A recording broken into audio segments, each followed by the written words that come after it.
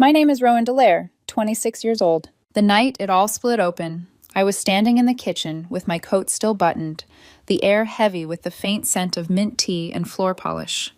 My sister leaned against the counter, arms folded, her face twisted into that smug grin she had mastered since childhood.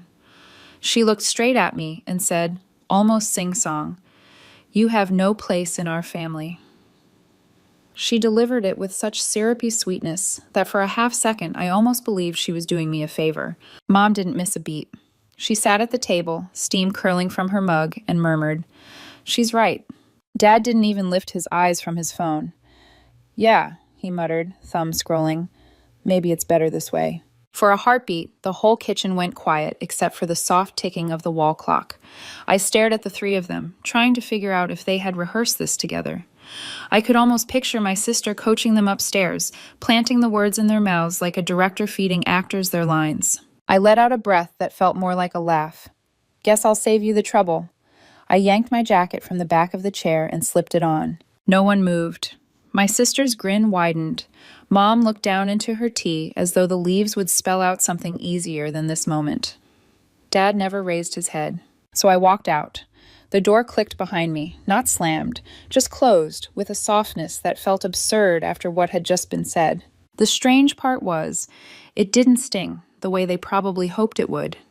I'd learned years ago that love and support were currencies my parents reserved for my sister. She basked in it, the golden child soaking up every ray. I had built my life without it, my own friends, my own job, my own little pockets of peace. But what did sting, faintly, was how easy they made it look. No hesitation, no second thoughts, not even the courtesy of a, "Wait, let's talk." Just silence that sounded like permission. That night I stayed at my best friend Kayla's place. We opened a bottle of cheap wine, and when I told her what had happened, she nearly spit her drink. "She probably thinks she's the queen now," she said. We laughed, loud and a little bitter, imagining my sister in a crown made of borrowed approval. Kayla was right. I was better off. Still, the absurdity clung to me like static. 2 days later, I came home to find suitcases by the front door. They were leaving for a family vacation I hadn't even known they were planning. My sister floated around the house, giving directions like a conductor, her voice rising with theatrical laughter, eyes darting to me as if waiting for me to break. I didn't. Finally, she turned to me with that smirk. "So you're just going to sit here all alone? What are you going to do without us?" I smiled calmly, the kind of calm I knew would annoy her more than any outburst. "I hope they take you to a hospital for the mentally ill on this trip. Maybe they'll have room for Mom and Dad, too." Her face went crimson, then blotchy. She exploded, shrieking like I'd struck her. My parents rushed to her side, wrapping her up as if I were the aggressor. "You're so cruel," Mom hissed. "Why can't you be more like your sister?" I shrugged, because I'd rather be sane. When they left, I felt nothing but relief. The house exhaled. For the first time in years, silence wasn't a punishment. I curled up on the couch with popcorn and binge-watched the shows I never got to enjoy without criticism humming around me. For 2 days, it was bliss. No yelling, no passive-aggressive sighs, no sister prowling for attention. I played music too loud, danced in the kitchen, ate cereal for dinner without anyone sneering. Then the call started. At 10 a.m. on the third morning, I was flipping pancakes when my phone buzzed. Her name flashed. I rolled my eyes, let it ring out. 5 minutes later, another call, then another. By the time I sat down with my plate, she had called 7 times. When the 8th call came, I answered just to shut her up. "What?" My voice was sharp enough to cut. Finally, her voice shrieked through the line, high-pitched and panicked. "I've been calling you for hours. Why didn't you answer?" "Because I don't care," I said flatly. "What do you want?" "We're in trouble," she said, her voice wobbling. "Define trouble." I leaned back against the counter, the pancake cooling in front of me. She hesitated. That hesitation was a tell. My sister never hesitated unless she was about to lie. We got robbed." I raised an eyebrow, though she couldn't see it. "You got robbed? On your perfect little family vacation?" "Yes," she snapped. "Some guy stole all our money. Mom and Dad are freaking out. We're stuck here with nothing. I didn't know who else to call." "Why not call Mike?" I asked, mentioning her husband. Silence, heavy and loaded. Oh, I said, a grin spreading. You didn't tell him, did you? Did the guy steal more than your money? Shut up, she hissed. This isn't funny. I laughed, low and sharp. It's hilarious. Let me guess.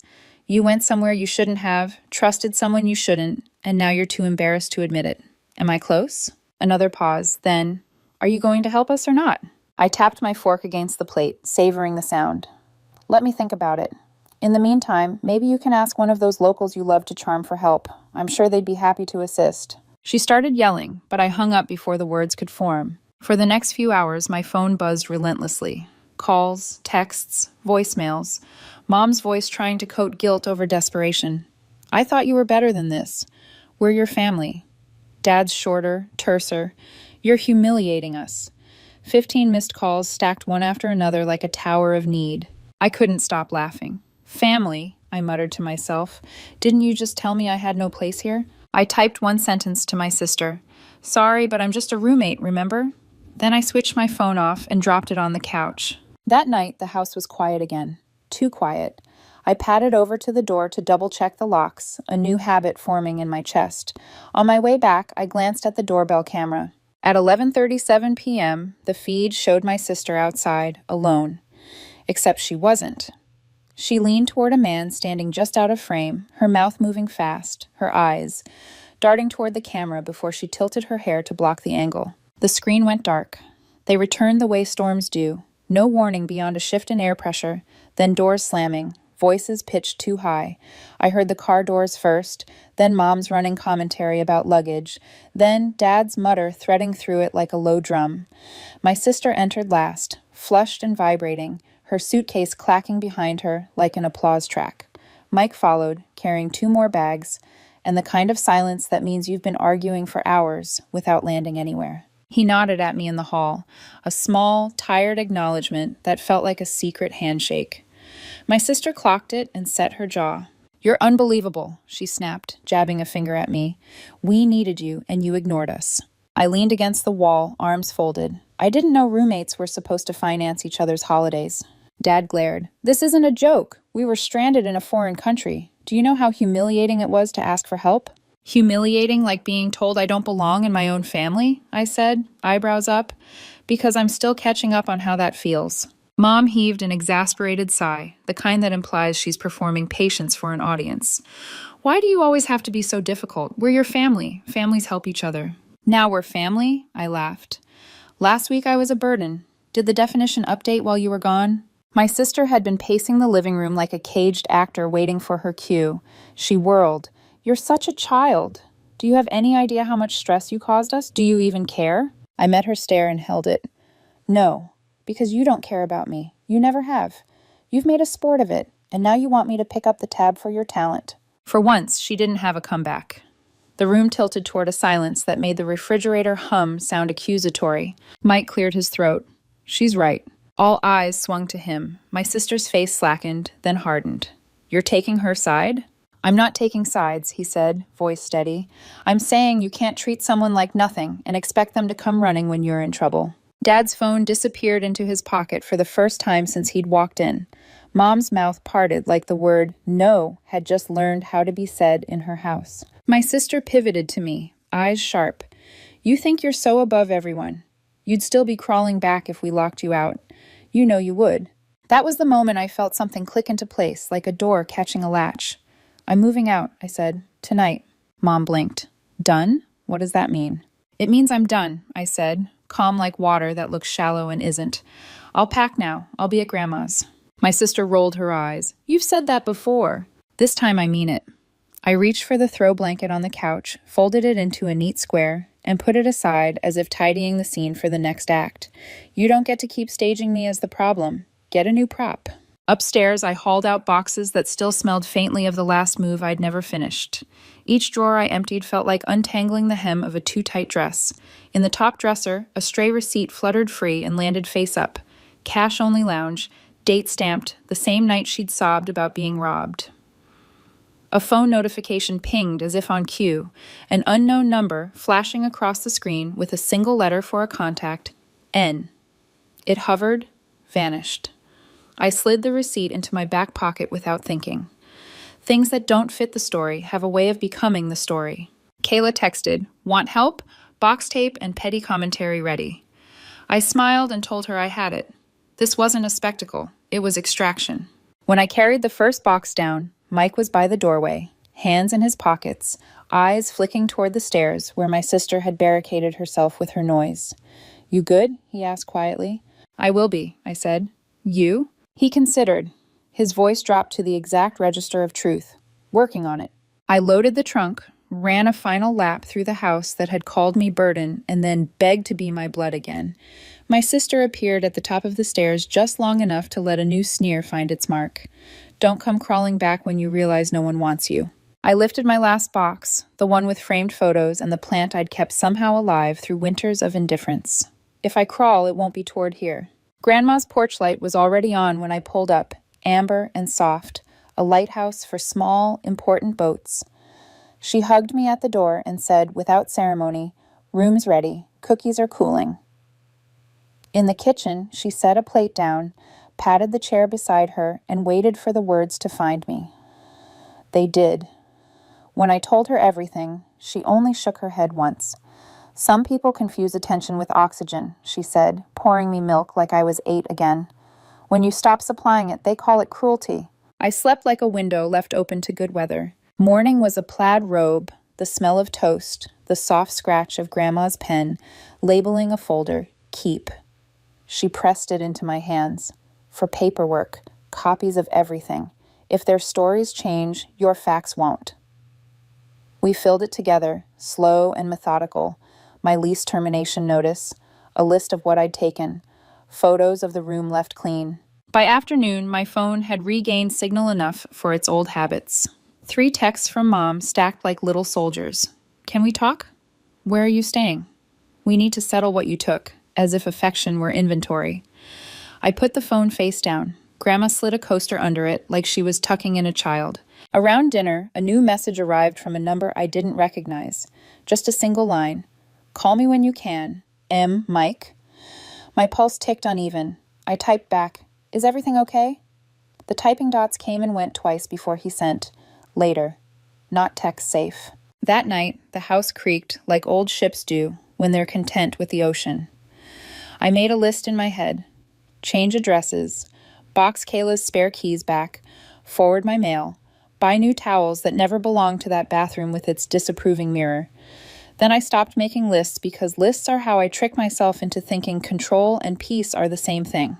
The next morning, I returned for 2 more boxes. The house felt vacuumed of sound, as if it were holding its breath until I left. My sister's door was closed. Music thumped behind it with all the subtlety of a plea. On the console by the entryway, a nail file lay beside another receipt from the same cash-only lounge. My fingers hovered, then retreated. I'd already taken enough. Besides, some evidence gathers itself without being invited. As I was lifting the last box, Mike came down the stairs with a smaller one of books. "I can carry it," I said. "I know," he said.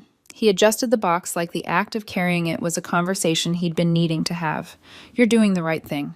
We stood on the front steps like 2 people taking a smoke break from a fire that hadn't been declared yet.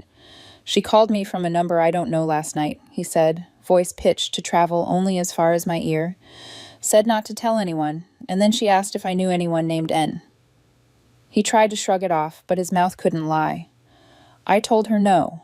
"Do you?" I asked. His silence answered. I put the box in my trunk and closed it gently, a quiet punctuation mark at the end of a sentence I'd been writing for years. "Take care of yourself," I said. "You too," he said, then added, hesitating, "and thanks for not making this uglier." "I didn't need to," I said. "It handles ugly on its own." On the way back to Grandma's, my phone lit up with a call from an unknown number. I let it go. It rang again, and again. Unknown numbers are a genre. Spam, sales, or something you've outgrown. On the 4th call, I answered. "Is this Rowan Dallaire?"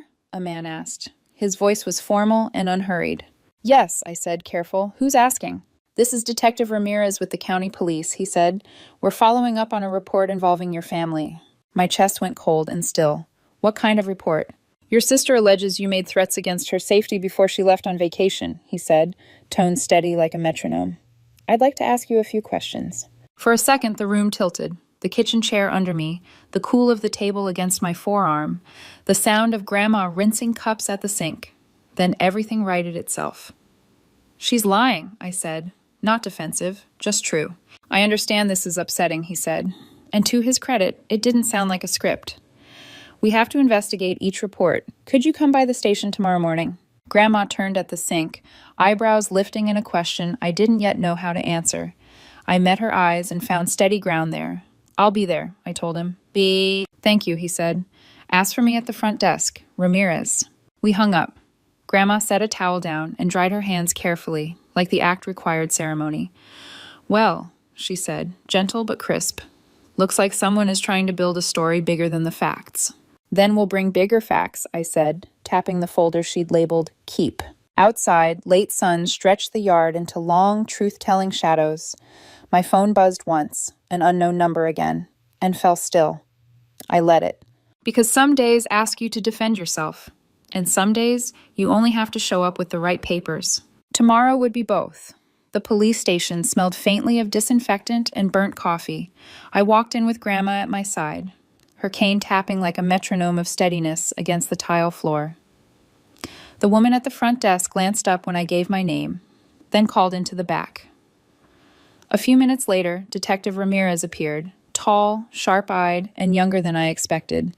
His expression wasn't hostile, just measured, like he was used to sorting lies from truths without letting either stick to his face. "Rowan?" he asked. "Yes." He nodded once. "Let's talk." He led us into a small interview room. 4 beige walls, a table with faint scratches, 2 chairs.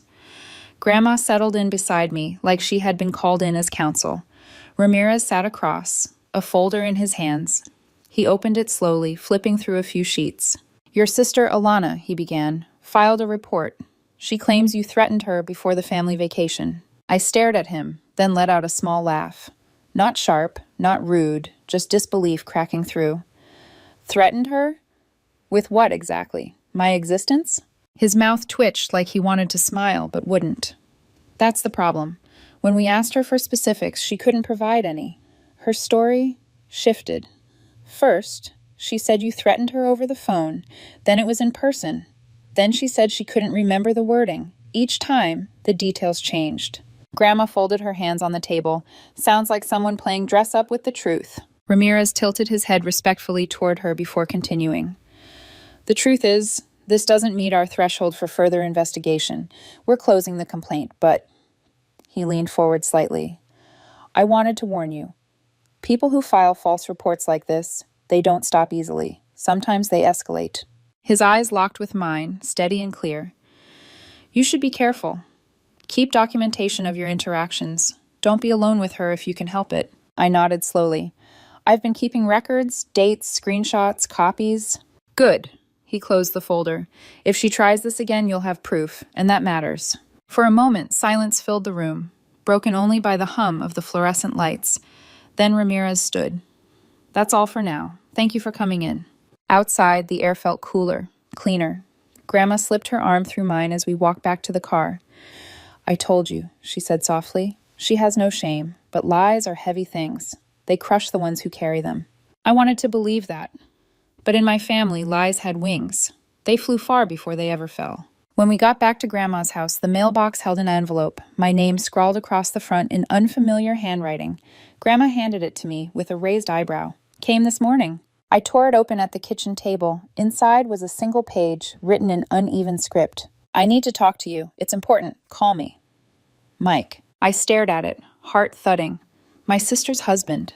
The only one in that house who had ever nodded at me like I was more than scenery. Grandma leaned over my shoulder. "What does he want?" "I don't know," I said, folding the letter back. "But it must be serious if he didn't want to text." Against my better judgment, I dialed the number scrawled at the bottom. He answered on the first ring. "Thank God," he said, his voice tight, breathless.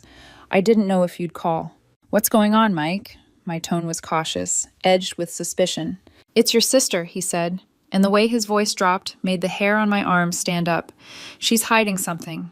Something big." My throat went dry. "What do you mean, hiding?" He hesitated, and I could almost hear him running a hand through his hair. "I don't want to say too much over the phone. Can we meet in person? Somewhere away from her? Every instinct screamed no. But something in his voice, frayed, urgent, stripped of pretense, made me pause. Fine, I said, but this better be good. We agreed on a diner outside town, neutral ground. I hung up and sat at the kitchen table, staring at the folded letter. Grandma watched me carefully. You don't owe him anything, she said. I know, I replied, but if he's reaching out to me of all people, it must be worse than we think. That night, sleep eluded me. I kept replaying Ramirez's warning, my sister's voice insisting she was robbed, the way she had stared into the doorbell camera whispering to someone just out of frame, threads, fraying, tangling. By dawn, I knew I'd go to the diner. Not for her, not for him, for the truth. The diner sat just off the highway, the kind of place where the neon sign never fully worked, and the coffee tasted like it had been simmering since last week. Rain streaked the windows, turning the view outside into watery smudges of headlights and trees. Mike was already there when I walked in, hunched over a mug, his eyes scanning the door every few seconds. He looked older than the last time I'd seen him, hollowed out, jaw tight, like he hadn't slept in days. He motioned me over quickly, relief flashing across his face. Thanks for coming, he said, voice low, urgent. Talk, I said, sliding into the booth across from him. He leaned forward, elbows on the table, hands wrapped around his mug as if it were the only thing holding him steady. The robbery, it wasn't random. She planned it. For a moment I thought I'd misheard. Planned it? Yes. His voice sharpened. She knew the guy. She gave him the money on purpose. She told me it was an investment, some kind of get-rich scheme. But when I started checking accounts, I realized she's been draining mine too. He shoved a crumpled printout across the table. Bank statements with withdrawals that didn't make sense, all marked cash. I stared at the paper. You're saying she staged the whole thing? He nodded, eyes bleak. And that police report against you? That was her distraction. She thought if you were in trouble, no one would look too closely at her. I sat back, the vinyl seat squeaking. A laugh slipped out. Not humor, just disbelief. That's a new low, even for her. Mike shook his head. You don't understand. She's in serious debt.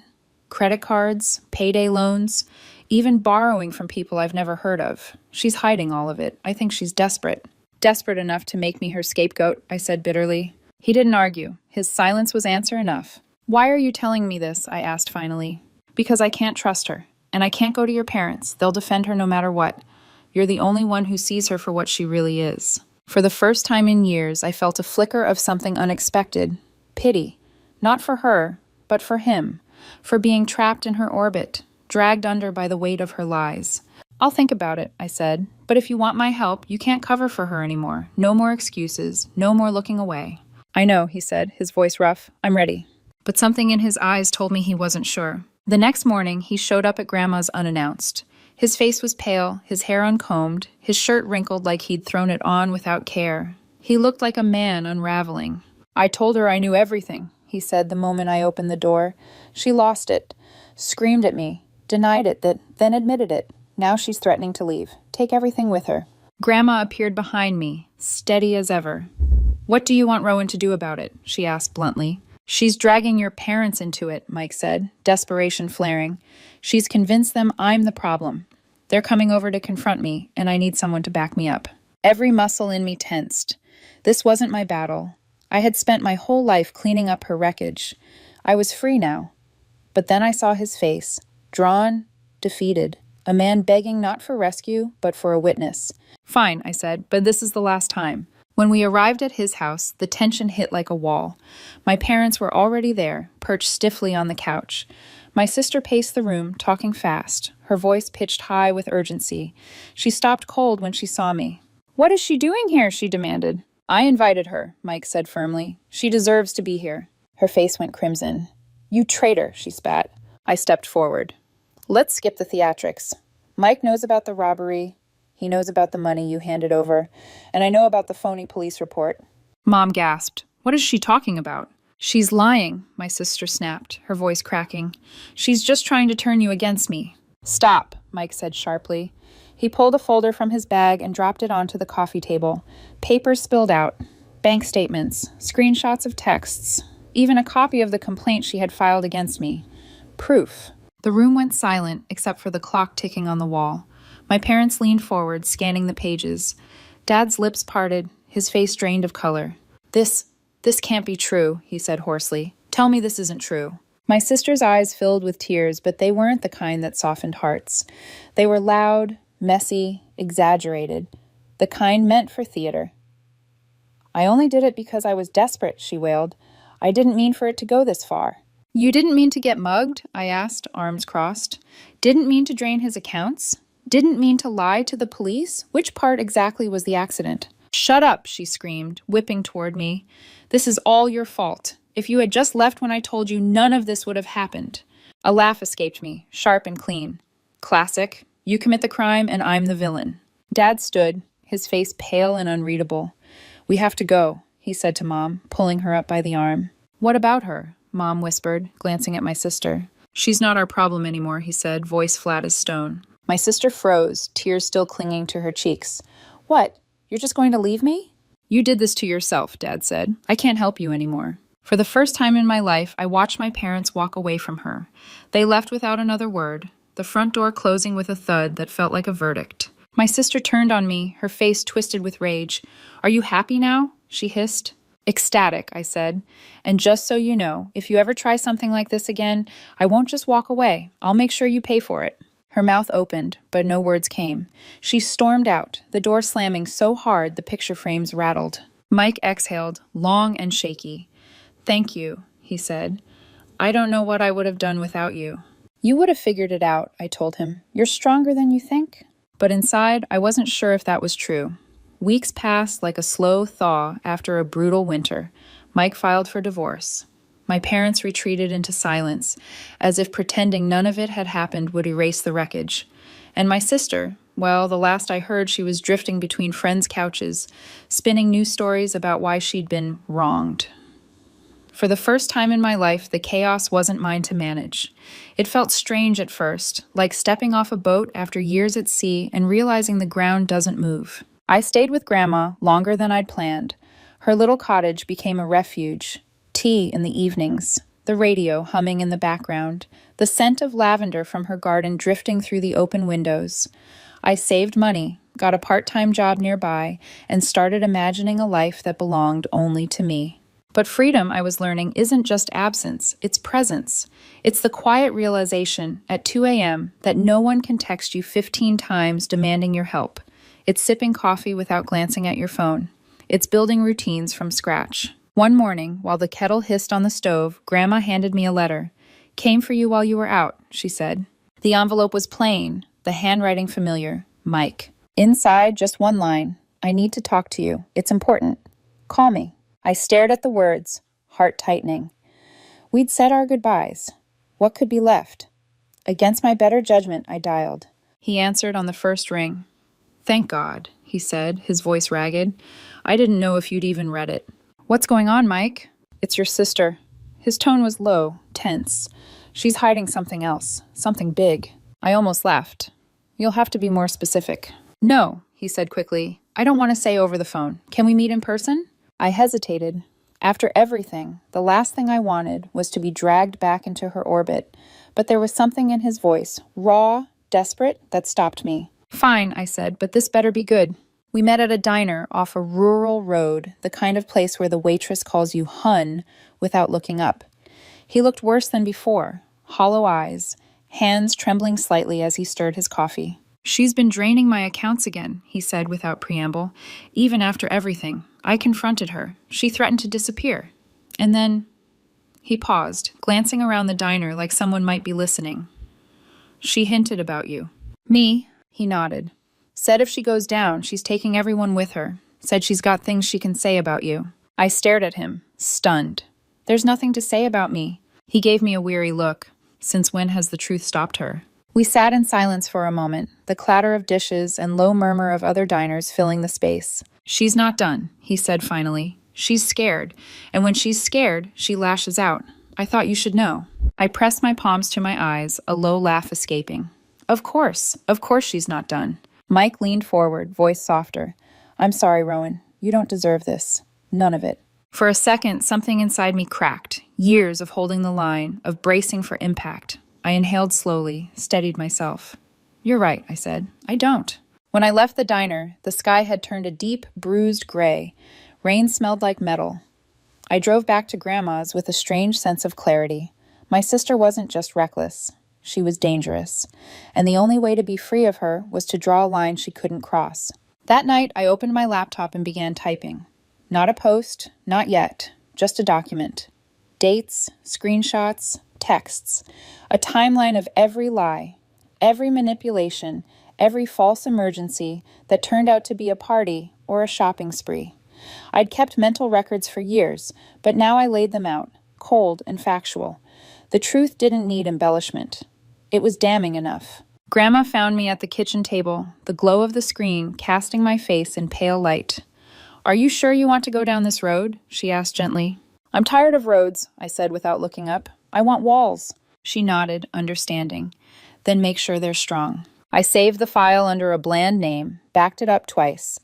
If she came after me again, legally, publicly, financially, I would release it, not out of vengeance, out of self-defense.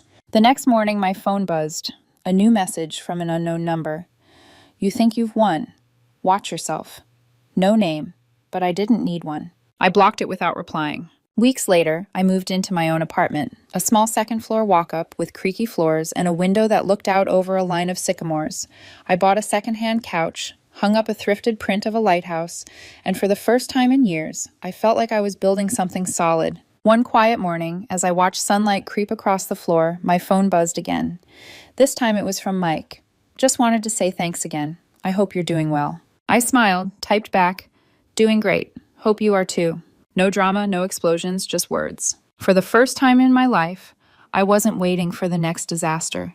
I wasn't looking over my shoulder. I was living on my own terms.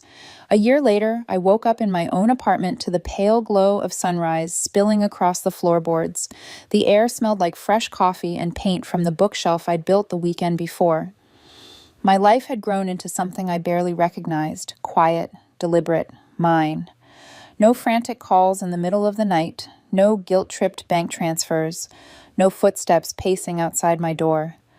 Just me and the soft thrum of a city that didn't know my family's drama or care about it. I sat on the balcony with a mug warming my hands, scrolling through a countdown app on my phone.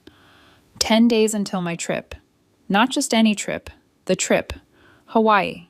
The one they stole from me a year ago, turned into poolside cocktails and mocking captions. Now it was mine again, paid for with money I earned and saved without anyone clawing at it. The flights were direct. The Airbnb had a balcony over the ocean, and I'd booked a volcano tour just because I could. I was about to set my phone aside when the mail slot clattered. A letter slid through. Actual paper, in an envelope with careful cursive handwriting.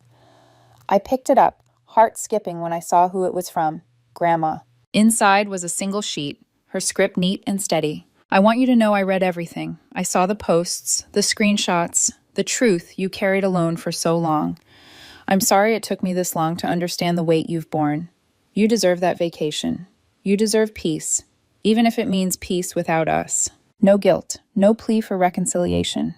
Just recognition, quiet and clear. I folded the letter carefully and slipped it into my travel journal. For a moment, my throat tightened. Not from anger, but from relief. Someone in that tangled web had finally seen me. Not as a scapegoat, not as a problem, but as a person. The days that followed moved in soft rhythms. I packed sunscreen and swimsuits, chose books to bring on the plane, watered the plant that had somehow survived my chaotic years. I didn't hear from my parents.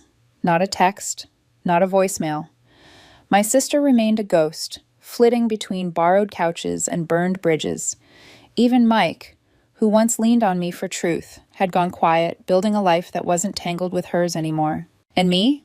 I was finally free. On the night before my flight, I stood by the window watching the city lights flicker like constellations. My suitcase leaned by the door, zipped, ready. The silence around me wasn't tense anymore. It was gentle, expansive, earned. They had called me a loser, told me I didn't belong, tried to frame me as unstable, unworthy, unwanted. But as I watched the sky darken, I realized something simple and devastating. They had lost me. And I wasn't going back.